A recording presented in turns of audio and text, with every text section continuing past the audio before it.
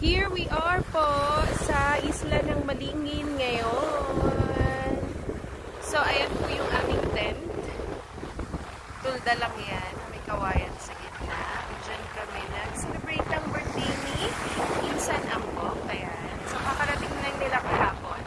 Guys, ang ganda dito sa Malingin. Minsan lang namin napupuntahan because busy kami sa mismong isla namin. So, ayan sila Bibishing, tsaka Bimbim, nagpapa-selfie-selfie sila, no?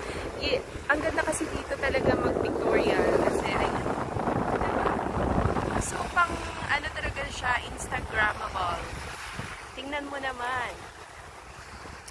Napakalinis ng tubig. Crystal clear talaga siya.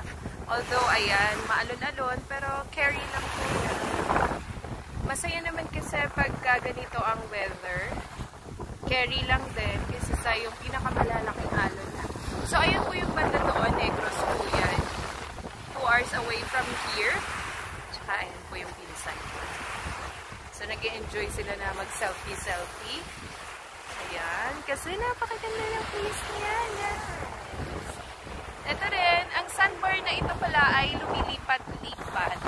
Kapag, depende sa weather. Minsan, nandito siya sa pinakadulo nitong Malingin. So, itong part na yan. And then, minsan, nandiyan naman siya sa gitna. Yung part na yan. And then, minsan, nandun talaga siya sa pinakaharap ng Malingin. So, yung tinatawag naming isla ng Malingin. So, minsan, ang ganda kasi nitong sandbar na ito, guys. Kasi, minsan, may ganito siya.